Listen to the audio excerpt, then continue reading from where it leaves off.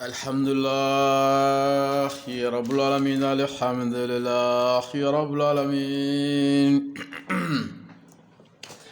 Assalamu alaikum wa rahmatullah wa barakatuh. Abalmake malikule kena sur le plateau. Donc sur le nouveau plateau bele badi ngayabi. Ina fo awba kalama ntuga muna bamana ngote ko mo donne benen tourner muye ko ni tura ko di kibike donc dombala filier o kore ka fala kana ga dombala filier a juguma ne goro re no ta nyuma be karsa kun ye fantai mo balala ka veuti sur la bolo o fene dombala filier do de mais o ya nyuma ina la sona donc ala kan ta ke a nyuma unye na la sona machallah donc thème sabaye ni wati en permettre donc amena essayer ka asaba befo ni wati ma permettre je crois que amena ame flafo na la sona folo donc obe nyasi musola kadoma musolo ka nyingali biano ako ale ye masturbatrice de c'est-à-dire muso mumbe na be to ka yere latlonge kase ka yere la bon yafa borekelen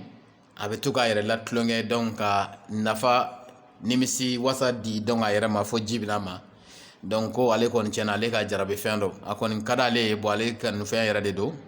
bon ni wati na ale dun te furu konnana bo ale kanga furu fene parce que cewu ba ko elma ko do ya fanya na ko o be ke kololo e walma kaya me do ka kuma senfe ko ni muso mumbo ke ko chete se ka o muso insatisfait na dona furu konnana donc ale dumna ta furu de konon pour que ka se ka satisfait na fura ko ni muso ka bara ni ko chete se ko satisfait ale be ka sika est-ce que o ye tiɲɛ wa walma o koɲɛ yɛrɛ bɛ cogo di an bɛ se ka mun fɔ o la olu ye masturbatrice ye i n'a fɔ a cɛlakaw bɛ cogo min na donc an bɛna kuma o kan o y'an ka thème fɔlɔ ye kɔlɔlɔ bɛ se ka k'a la cogo min na ani kɔlɔlɔ tɛ se ka k'a la cogoya min na ani cogoya mun don lɛsɛgɛrɛ b'a baraw ci i tɛ taa mɔgɔ ɲininka bilen masiri n'ala ka diɲɛ inchallah je crois que o ye thème fɔlɔ ye bi an bɛna kuma mun kan n'o y'an ka titre ye filanan ako cɛlaka dɔ ko k'an bɛ se ka tamasiyɛn jumɛn di tamasiyɛn mun ni cɛ ye olu lakɔlɔsi i yɛrɛ la n'o b'a yira k'a fɔ i bɛ cɛyara n'ala sɔnna o y'an ka thème filanan ye an bɛna kuma mun kan mais o ye tamasiyɛn fila de ye donc tamasiyɛn fɔlɔ mun b'a yira k'a fɔ k'i bɛ cɛyara o bɛ yen ani tamasiyɛn filanan mun b'a yira k'a fɔ i ka kɛnɛ n bɛ cɛyara ani n ka kɛnɛ musoko fan fɛ olu fana tɛ kelen ye c'est différent donc n'a nana an bɛna fana o fana bara ci je crois que o ye thème filanan ye sabanan an balimamuso dɔ ko yalima an bɛ se ka kunnafoni jumɛn di donc fontaine kan o kɔrɔ ye muso minnu bɛ wele ko les femmes fontaine minnu bɛ ji dɔ di rapport kɔnɔna na mun bɛ kɛ i n'a fɔ sugunɛ ji o ji in k'ale a bɛ to ka k'ale la k'ale cɛ tɛ ka ko in faamu dɛ donc k'a bɛ k'ale cɛ kɔnɔ de i n'a fɔ sugunɛ don k'a sɔrɔ sugunɛ dun tɛ ale b'a dɔn kɔni sugunɛ tɛ ko walima an bɛ se ka détail jumɛn di o kan o tuma a bɛ kɛ muso bɛɛ de la wa walima a tɛ kɛ muso bɛɛ la an tila ɲini fo ka tɛmɛ mais pour que ka se ka information dɔɔni di a kan n'an ye temps sɔrɔ an bɛ fitinin di donc ka tɛmɛ a kan n'ala ka diɲɛ inchallah donc o y'an ka thème sabanan ye an bɛna kuma minnu kan bi k'olu détail di ni ala sɔnna ma inchallah an tɛ pressé an bɛ détail di donc a bɛ forfait baw ta ka se ka aw installer ka ɲɛ lɛsɛgɛrɛ ka walawalali ayiwa hakili la aw bɛɛ b'a kalama walawalali mun don a bɛ jɛ de donc n'a ma ye k'a fɔ k'a bɛ jɛ a bɛ minitiw fana ta donc a bɛ jɛ n'o ye n'ala ka diɲɛ inchallah baasi t'a la an bɛ segin ka na an ka information minnu bɛ ɲɛsin anw yɛrɛ ma kɛrɛnkɛrɛnnenya la o kɔrɔ ye k'a fɔ lɛsɛgɛrɛ ka emploi de temps c'est-à-dire n'i b'a fɛ ka lɛsɛgɛrɛ sɔrɔ réseaux sociaux sanfɛ i bɛ taa YouTube kɔnɔ walima i bɛ taa Vitimati kan i b'a sɛbɛn Mali tile secret o bɛ n ka fɛnw yir'i la i b'i abonné donc i b'a partager i bɛ lamɛnni kɛ i bɛ se ka kunnafoni caman sɔrɔ YouTube kɔnɔna na donc groupe fɛnɛ b'an bolo mun y'an ka groupe professionnel ye ni i yɛlɛla ka cɛnimusoya fanfɛ la ni ala sɔnna ma inchallah i bɛ kɛ maître ye dɛ i ye cɛ i ye muso ye i bɛ kɛ maître ba de ye siga foyi tora n'ala ka diɲɛ inchallah donc lɛsɛgɛrɛ fɛnɛ a bɛ baara jumɛn kɛ a bɛ furaw kɛ ni ala ka diɲɛ ye fura suguya caman kabini kurusi kɔnɔna kibaruyaw ni tafe kɔnɔna kibaruyaw ni adamaden yɛrɛ kɔnɔna kibaruyaw la degun bɛ e yɛrɛ kan i b'a ɲɛfɔ an ye an bɛ se ka mun solution an b'o f'i ye ni ala ka diɲɛ inchallah n'i b'a fɛ ka lɛsɛgɛrɛ sɔrɔ donc Mali midi i bɛ heure lajɛ Mali midi ka se 17h ma don o don entre midi et 17h donc n'i ye lɛsɛgɛrɛ kɔngɔ i b'a sɔrɔ n'i m'a sɔrɔ i bɛ message bila an kunna i ka vocal tɛ taa yɔrɔ si wa c'est sécurisé a tɛ bɔ fɛnɛ n'a nana an bɛ kuma i fɛ donc o ye tile fɛ su fɛ à partir de 21h à 23h o kɔrɔ k'a fɔ ka bɔ 21h la ka taa 23h la je crois que n'i ye les secrets kɔngɔ whatsapp kɔnɔ ou bien appel direct la i bɛ se k'a sɔrɔ n'ala sɔnna n bɛ se k'i dɛmɛ ni mun ye n b'o ɲɛ f'i ye n'ala ka diɲɛ inchallah donc ninnu y'an ka emploi de temps ye n'ala sɔnna ma inchallah an ka numéro de téléphone ye 77 39 39 0 de n'i ye daw gosi da bɛ yɛlɛ i ye ni da ma yɛlɛ a kɔrɔ de k'a fɔ jama ka ca dɔɔni donc k'i patienter dɔɔni kɔfɛ ko daw k'u na yɛlɛ i ye dɛ n'ala ka diɲɛ inchallah baasi t'a la mun ye kɔlɔlɔ ye masturbation kɔlɔlɔ muso mun bɛ yen n'a sɔrɔ ale bɛ to k'a yɛrɛ a bɛ to k'a yɛrɛ lɔgɔbɛ dɛ yafa bɔrɛ kelen donc ale bɛ to k'o mun kɛ a kɛcogoyaw ka ca ka to k'a kɛ ni tɛgɛnkɔni ye o bɛ yen walima ni namasaw ye o bɛ yen walima ni kɔngɔw ye o bɛ yen walima ni karɔtiw ye o bɛ yen walima ni bigiw ye o bɛ yen walima ni buziw ye o bɛ yen a ka ca donc musow kɔni dɔw bɛ yen olu duminen bɛ nin kan hali u dalen birifini kɔnɔna na tileganfɛla la u b'u den k'a kɛ ka sɔrɔ ka wuli k'u yɛrɛ lafiya u b'u yɛrɛ lafiya ka sɔrɔ k'u kosa ka bɔ donc u tɛ tan di cɛw ma ni kuman'u fɛ dɔrɔn u bɛ dɔgɔya i b'a fɔ k'ale bɛ se k'a yɛrɛ kariya ka bɔ cɛ ma o tɛ se ka kɛ dɛ i ye mun kɛ so sisan ko fana ye o ko in de ye ani cɛya bɛɛ ye kelen seulement que communication tun tɛ ko in nɔfɛ dɔrɔn n'o tɛ ani cɛya bɛɛ ye kelen donc muso cɛ bonya i tɛ se ka taa cɛ kɔ ala ye muso dan cɛ ye oui ala ma cɛ dan muso ye dɛ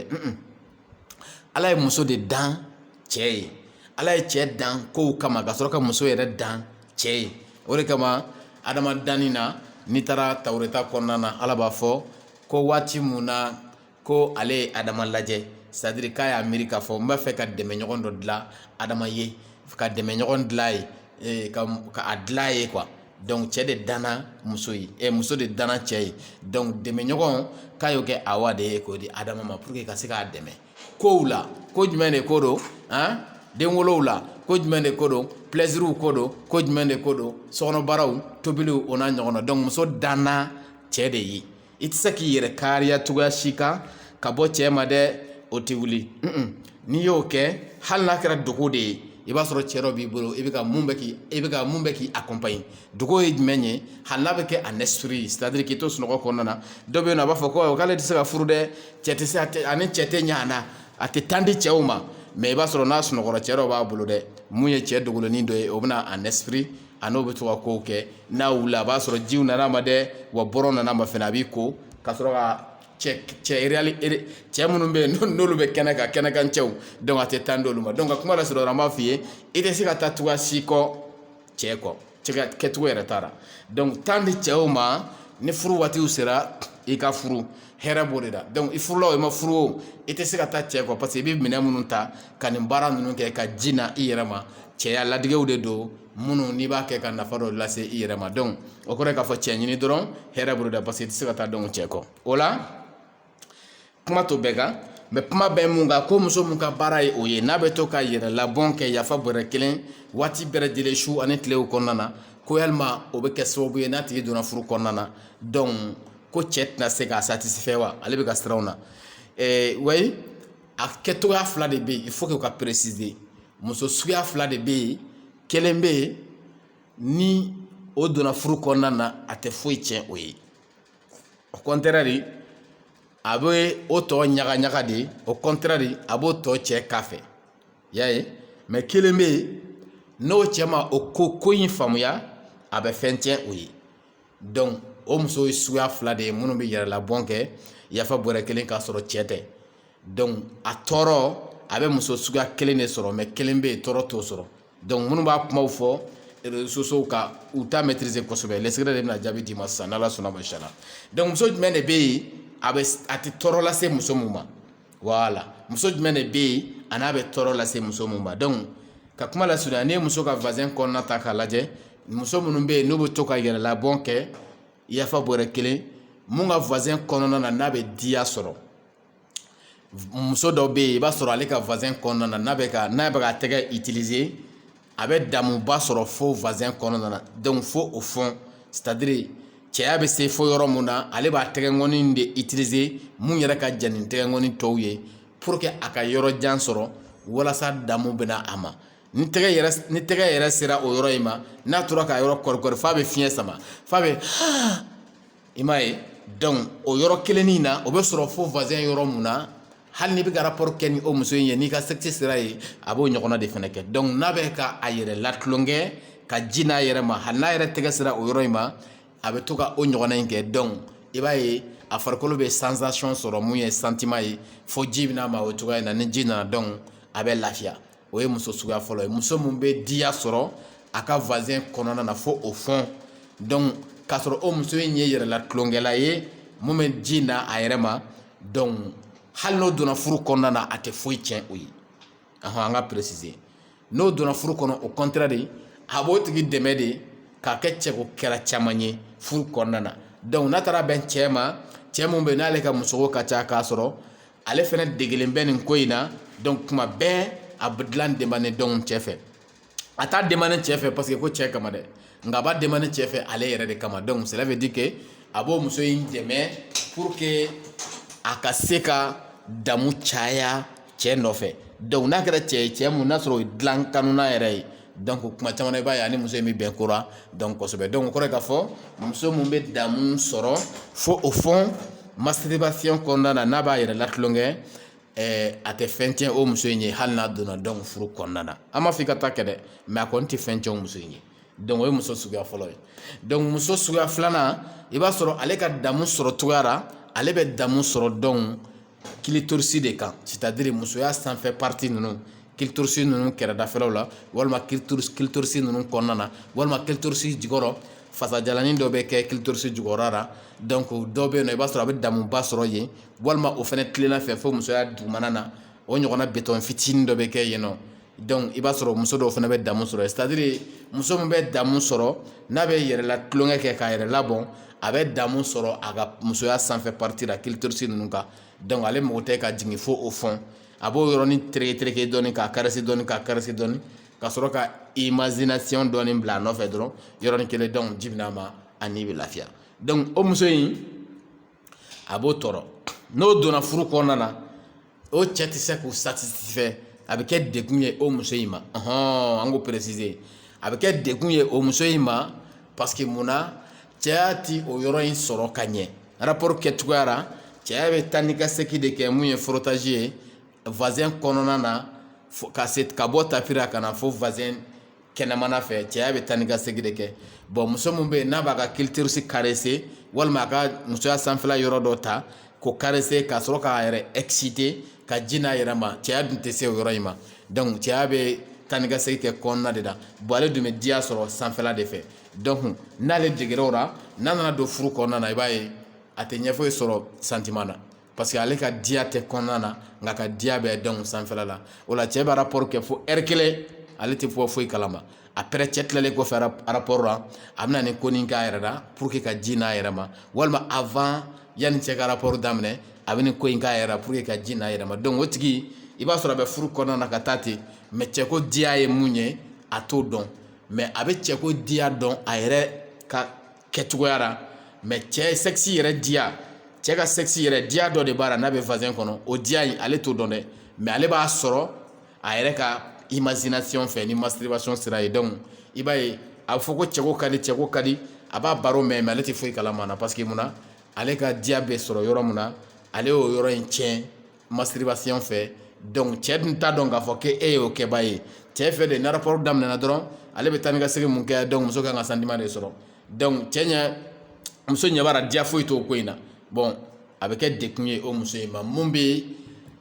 diya sɔrɔ a ka clitoris sanfɛla clitoris fɛ musoya sanfɛla fɛ donc n'o y'a yɛrɛ dege o la i b'a ye n'o donna furu kɔnɔna na o tɛ diya foyi sɔrɔ cɛko la fo a yɛrɛ ka o ko in waleya donc a bɛ kɛ dekun ye o muso in ma bon a dun ka gɛlɛn an ka farafin muso ma k'a fɔ cɛ ma ne bɛ diya sɔrɔ nin yɔrɔ in de la i y'a ye donc n'o gɛlɛyara i ma k'o fɔ walima a ka gɛlɛn anw yɛrɛ farafin cɛw ma ka communiquer ni muso ye k'a muso ɲininka i bɛ diya sɔrɔ fan jumɛn fɛ donc n'o dun gɛlɛyara muso ma a gɛlɛyara cɛ ma donc a bɛ kɛ cogo di sisan o la muso bɛ to furu kɔnɔ ka taa san 10 cɛko diya ye mun ye a t'a dɔn donc a b'a dɔn ni sira mun ye dɔrɔn ale yɛrɛ bɛ yɛrɛlɔgɔ bɛ mun kɛ yafa bɔrɛ kelen ka ji n'a ma a b'a dɔn n'o sira de donc sexe yɛrɛ diya cɛ ka sexe yɛrɛ diya a tɛ se ka fɛn fɔ o la pourquoi parce que a y'a yɛrɛ contaminé ni yɛrɛ la tulonkɛ ye a nana don furu kɔnɔ a ma ɲɛ foyi sɔrɔ donc o ko in na donc a bɛ kɛ dekun ye o muso in ma i y'a ye bon waati jumɛn na a bɛ bɔ dekun na waati jumɛn na o dekun in bɛ wuli donc ka bɔ yen o waati fɛnɛ bɛ yen an b'o préciser donc o ye waati ye waati mun ni cɛ ni muso ye communiquera n'u ye communication kɛ u ni ɲɔgɔn cɛ bon karisa vraiment e yɛrɛ ka diya bɛ sɔrɔ fan min fɛ ne t'o fan dɔn ou bien cɛ k'a fɔ muso ka diya bɛ sɔrɔ fan jumɛn fɛ walima muso k'a fɔ cɛ ma mun ka di i ye n'o kumaw commencera ka dayɛlɛ aw ni ɲɔgɔn cɛ donc muso bɛna cɛ ladɔnniya k'a fɔ ne ka diya bɛ sɔrɔ n ka clitoris de la c'est à dire n ka musoya sanfɛla in mun ka di ne ye n'i b'a rapport kɛ ni ne ye nɛmuni ka kɛ fɔlɔ parce que ne ka diya bɛ sɔrɔ yen de fɛ walima mun ka di ne ye n'i b'a rapport kɛ ni ne ye yen yɔrɔ caressé fɔlɔ ni tɛgɛnkɔniw ye parce que ne ka diya bɛ sɔrɔ yen de fɛ walima n'i bɛ rapport la ka taa i k'i tɛgɛ da o yɔrɔ in kan k'a fɛnɛ caressé donc i fɛ ka taa parce que ne ka diya bɛ sɔrɔ donc yen de fɛ wagati min na ne o communication dayɛlɛla cɛ ni muso cɛ wagati min na o waati de bɛ bɛn donc dekun in taga waati ma ka bɔ yen o la ni cɛ y'a faamuya k'a fɔ ale ka partenaire bɛ diya sɔrɔ nin lahalaya in de kan o la yanni cɛ ka rapport daminɛ cɛ bɛ se ka a yɔrɔ in caressé yafa bɔrɛ kelen walima k'a nɛmu yafa bɔrɛ kelen walima ka cɛ to rapport kɔnɔna na ka taa cɛ b'a yɔrɔnin caressé a fɛ donc ka taa i bɛ frottage la action yɛrɛ de ko don i bɛ frottage la en même temps i bɛ ka yɔrɔ fɛnɛ caressé donc i nɔfɛ ka taa parce que muso kun degelen b'o de la donc cɛ bɛ taa bila yɔrɔ min na muso fɛnɛ bɛ bila kɛ donc o yɔrɔ o la i b'a ye aw fila bɛɛ bɛna ɲɔgɔn fɛ donc diya mun bɛ sɔrɔ cɛko la muso bɛ sɔrɔ ka bɔ o kalama o waati parce que a y'a sɔrɔ cɛ yɛrɛ de fɛ cɛko kɔnɔna na donc ni o communication tɛ yen dɔrɔn walima o da ma yɛlɛ aw ni ɲɔgɔn cɛ c'est à dire o kuma ɲɔgɔnya tɛ yen o kuma ɲɔgɔnya ma dayɛlɛ aw ni ɲɔgɔn cɛ donc muso b'a si bɛɛ kɛ cɛko kɔnɔna na a tɛ nafa foyi sɔrɔ cɛko la k'a sababuya kɛ a kun bɛ yɛrɛ la tulonkɛ mun kɛ o y'a yɛrɛ contaminer ni cɛ ni kɛ y'a minɛ waati min na a bɛ to k'i den ka o ko in kɛ n'Ala ka diɲɛ inchallah donc a bɛ kɛ kɔlɔlɔ ye mais muso jɔ ma ni muso jari a bɛ kɛ kɔlɔlɔ ye o de ma kɔlɔlɔ in fɛnɛ bɛ se ka wuli ni waati ye waati mun n'a ni cɛ ye ɲɔgɔn faamuya cɛ ni musoya sigi cogoyaw kan n'Ala ka diɲɛ inchallah donc ni ne y'a jaabiw ye lesɛgɛrɛ bɛ minnu bara ci an bɛ sɔrɔ ka tɛmɛ n'Ala ka diɲɛ inchallah donc a ko cɛlaka ko o y'an ka ɲininkali filanan ye an ka préciser ɲininkali filanan ko yalima taamasiyɛn jumɛnw de bɛ yen mun b'a yira k'a fɔ cɛ i bɔtɔ don cɛya la walima i tɛ cɛya la c'est à dire taamasiyɛn jumɛnw de bɛ yen mun b'a yira k'a fɔ cɛ tɛ cɛya la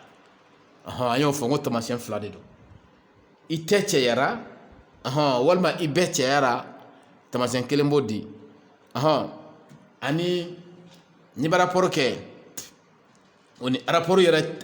i ka kɛnɛ plutôt taamasiyɛn mun bɛ yen n'o b'a yira k'a fɔ cɛ ka kɛnɛ y'a ye ani taamasiyɛn mun bɛ yen k'a fɔ cɛ man kɛnɛ o ye taamasiyɛn fila olu bɛ ɲɔgɔn na donc ani taamasiyɛn filanan ye n'i bɛ ka rapport kɛ mun b'a yira k'a fɔ i bɛ cɛyara o taamasiyɛn filanan olu fila tɛ kelen ye dɔɔni donc n ka kɛnɛ o ye taamasiyɛnba 4 ɲɔgɔnna ye an b'o préciser a taamasiyɛn fɔlɔ cɛ mun bɛ yen n'a bɛ kalo bɛɛ kɛ a bɛ wuli ka bɔ sunɔgɔ la a cɛya tɛ wuli kuma dɔ la kalo 2 yɛrɛ kuma dɔ la kalo 3 cɛya in tɛ wuli fiyewu o ye taamasiyɛn fɔlɔ ye k'a fɔ sɛgɛsɛgɛli dɔ kɛ i yɛrɛ la diyagoya tɛ ko fo don o don cɛya ka wuli n'i kunna ka bɔ sunɔgɔ la mais a kan ka to ka wuli au moins kalo 2 kɔnɔna na n'o tɛ ka kɛ o tuma sɛgɛsɛgɛli dɔ kɛ i yɛrɛ kan dekun dɔ bɛ na i sɔrɔ kelen o ye kelen ye taamasiyɛn filanan ni i taara sugunɛ kɛ kalo 2 bɛɛ kɔnɔ e mana taa sugunɛ kɛ e ka cɛya in tɛ wuli fiyewu k'i to sugunɛ na parce que kuma dɔ la i bɛ wuli k'a sɔrɔ cɛya wulilen tɛ mais n'i taara k'i bɛ taa sugunɛ kɛ cɛya bɛ commencer donc ka réagir donc o kɔrɔ ye k'a fɔ ni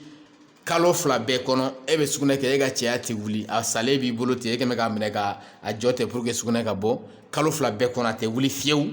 donc cela veut dire que sɛgɛsɛgɛli kɛ i yɛrɛ la o kɔrɔ ye k'a fɔ dekun dɔ b'a fɛ ka i sɔrɔ an t'a fɔ k'i banana mais dekun dɔ b'a fɛ donc ka i sɔrɔ o ye taamasiyɛn filanan ye donc taamasiyɛn sabanan e bɛ negekan mɛn negekan i b'a mɛn i ni muso bɛ nege baro kɛ walima i bɛ negekan fɛn mun bɛ yen n'o ye negekan ye negekanw bɛ yen musow ka negekanw diyakanw bɛ yen e b'a mɛn i tulo la foyi tɛ k'i la kalo 2 bɛɛ kɔnɔna na kalo 2 ka tugu ɲɔgɔn na nege baro i bɛ k'a mɛn ka tugu ɲɔgɔn na foyi tɛ kɛ e la don dɔw la a ka kɛ cɛ ye mais a tɛ k'i la fiyewu kalo 2 kalo 3 donc o kɔrɔ ye k'a fɔ taamasiyɛn bɛ ka na i ma k'a fɔ dekun dɔ b'a fɛ ka i sɔrɔ dɛ donc i hakili jagabɔ parce que i ka nege a bɛ fɛ ka tiɲɛ c'est à dire dekun bɛna i sɔrɔ quoi i n'a fɔ n ye tɔ fila fɔ cogoya min na donc taamasiyɛn sabanan o ye k'a fɔ muso dogo yɔrɔw yɔrɔ minnu bɛ yen n'o ye muso ka damuma yɔrɔw ye yɔrɔ dumanw ye i n'a fɔ worokɔrɔlaw i n'a fɔ bobaramugu ninnu yafa bɔrɛ kelen i k'o ye cogo dɔ la ye cogo min bɛ dusukun kami lase donc cɛ ma kalo fila bɛɛ e b'o ye muso dɔ lankolon bɛ bala ka bɔ walima i b'a video lajɛ walima i bɛ bala k'u ye circulation na walima sugu kɔnɔnaw na walima carré kɔnɔnaw na walima muso kɔni fan mun bɛ yen n'o bɛ kɛ negefan ye a bɛ dayɛlɛ e ɲɛkɔrɔ ka caya i b'a ye foyi tɛ k'i nin na hali ni cɛya ma wuli sa foyi tɛ k'i nin na sensation foyi tɛna dɔn e nin na muso ka jama yɔrɔw dayɛlɛli i b'u ye foyi de sensation foyi tɛna dɔn e ni kɔnɔna na donc cela veut dire que i ka sɛgɛsɛgɛli kɛ o waati kɔnɔna na o kɔrɔ ye k'a fɔ ayiwa dekun a b'a fɛ ka i sɔrɔ donc o ye taamasiyɛn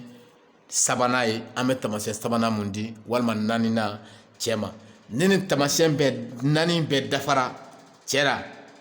donc walima saba bɛɛ dafara cɛ la o naaninan walima o duurunan o ye kalo fila walima kalo saba bɛɛ kɔnɔ e hakili yɛrɛ t'i jigin hali musoko la donc kuma dɔw la baaraw bɛ se k'o kɛ stressiw bɛ se ka kɛ occupation bɛ se ka kɛ kow caya bɛ se ka kɛ mais k'a sɔrɔ o si tɛ hakili tɛna e la fiyewu muso hakilila foyi tɛna e la kalo kelen kalo fila kalo saba a tɛna yɛrɛ de donc an b'o de kɛ ka laban cela veut dire que ni nin taamasiyɛn ninnu bɛɛ commencera ka ɲɔgɔn dafa i fan fɛ o kɔrɔ de ka fɔ dekun commencé tɔ dɔ ka na i fan fɛ c'est à dire i ka kɛnɛyabaliya waati bɛɛ ka surunya i bɛ fɛ ka bana mun ye cɛya bana ye o bɛ fɛ k'i sɔrɔ donc i k'i hakili bila a fɛ o ye cɛya bana ye mun b'a fɛ donc ka i sɔrɔ donc ni nin si tɛ k'i la fɛnɛ o kɔrɔ de ka fɔ i ka dara k'a fɔ i ka kɛnɛya kɔni bɛ i fanfɛla la c'est à dire i bɛ cɛyara quoi o kɔrɔ ye k'a fɔ i bɛ cɛyara bon sisan n ka kɛnɛ ou bien n man kɛnɛ parce que i bɛ se ka kɛ cɛyara k'a sɔrɔ i man kɛnɛ an y'o de fɔ ninnu taamasiyɛnw de kɔrɔ ye k'a fɔ i bɛ cɛyara voilà walima n'a taamasiyɛnw tɛ ka k'i la o kɔrɔ ye k'a fɔ i bɔtɔ dɔ cɛyara donc sisan n'i b'a fɛ ka dɔn n bɛ cɛyara yarɔ o jɛyara i ye mais n ka kɛnɛ wa parce que i ka kɛnɛ ani i bɛ cɛyara o fila fana tɛ kelen ye donc sisan n'i b'a fɛ ka dɔn k'a fɔ n'a y'a sɔrɔ e bɛ cɛyara o jaabi an b'o fana d'i ma sisan n'Ala ka diɲɛ ye ninnu taamasiyɛnw ye k'a fɔ i ka kɛnɛ walima i bɛna bana donc sisan n'i b'a fɛ ka dɔn n'i bɛ cɛyara o kɔrɔ ye n'i rapport daminɛ ni muso ye i sexe a tɛ magaya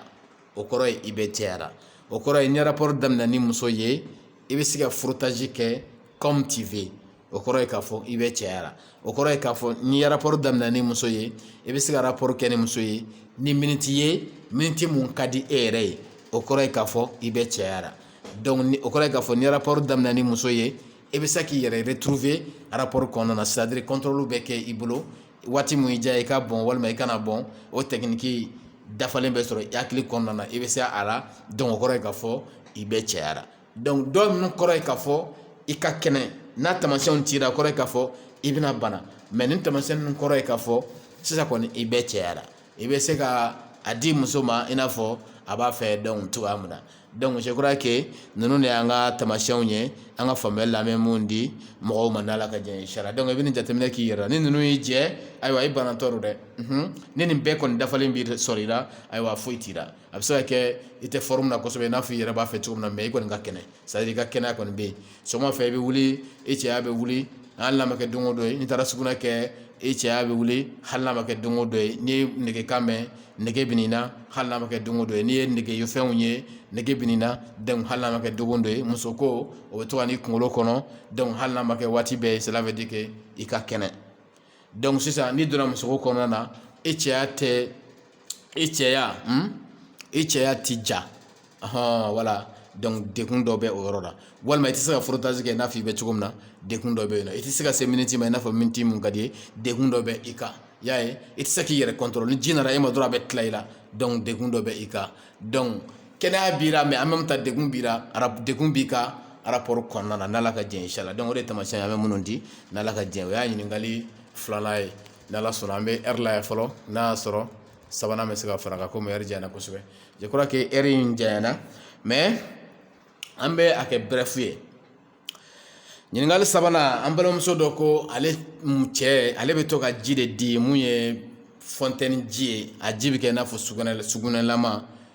cɛ caman b'a kalama walima muso caman b'a dɔn k'ale cɛ hakili la k'a bɛ ka sugunɛ de kɛ an bɛ cɛw informer k'a fɔ sugunɛ tɛ k'i to rapport yɛrɛ kɔnɔna na ka sugunɛ kɛ ça c'est impossible o yɛrɛ ka gɛlɛn fɔlɔ cɛ tɛ se k'o kɛ bon pour que muso k'o kɛ o fana ye fɛn gɛlɛnmanba de parce que o tɛ fɛn kelen ye donc ji dɔw bɛ yen mun ye ji jɛman ye an b'a kɛ bref ye komi an delila ka kuma a kan ji jɛman don a couleur bɛ i n'a fɔ sugunɛ yɛrɛ couleur nka kasa t'a la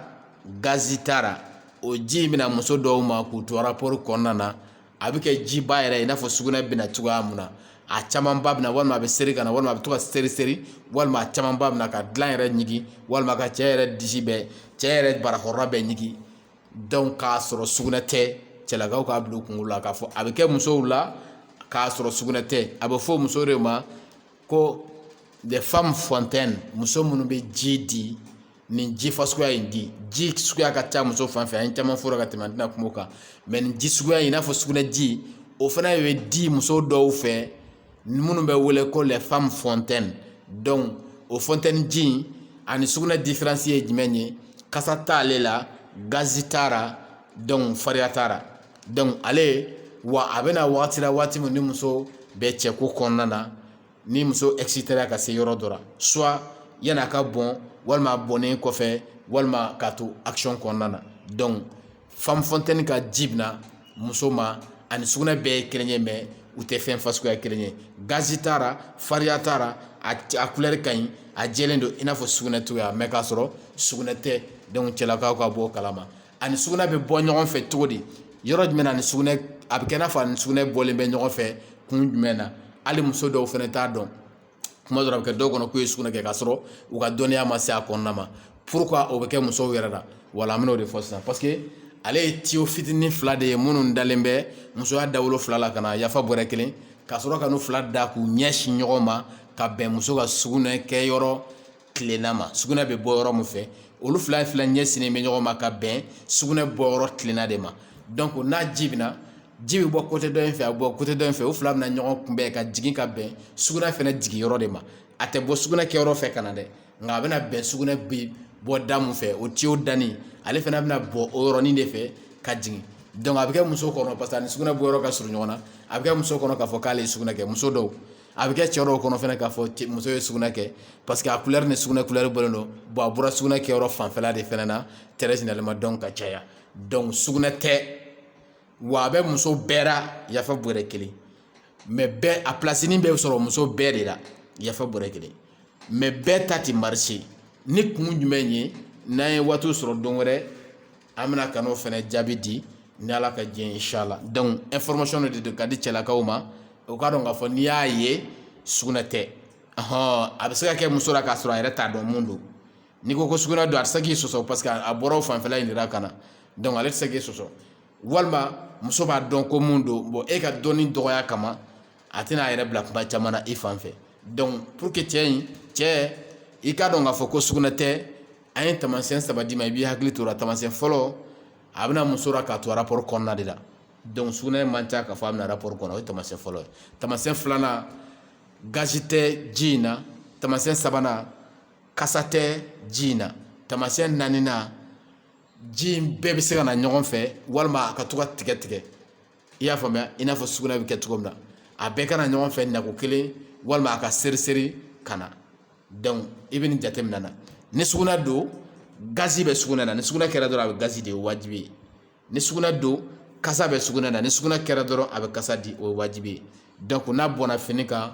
n'i b'a fɛ k'a vérifier hali o kɔfɛ i b'i tɛgɛ da